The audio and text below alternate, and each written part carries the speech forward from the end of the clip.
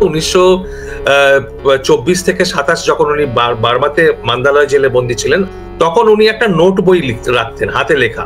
ওর ওই নোট বইটার নাম ছিল পেবলস ইন দ্য সিশো।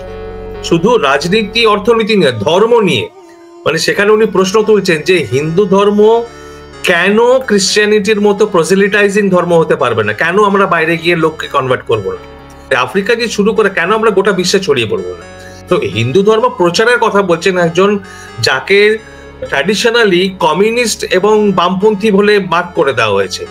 আজকে যারা বামপন্থী নেতা তারা যদি ভুলেও কেউ বলে ফেলে হিন্দু টেররিস্ট হয়ে যাবে, আজকের নেতাদের পক্ষে সেটাকে হজম করাই খুব শক্ত।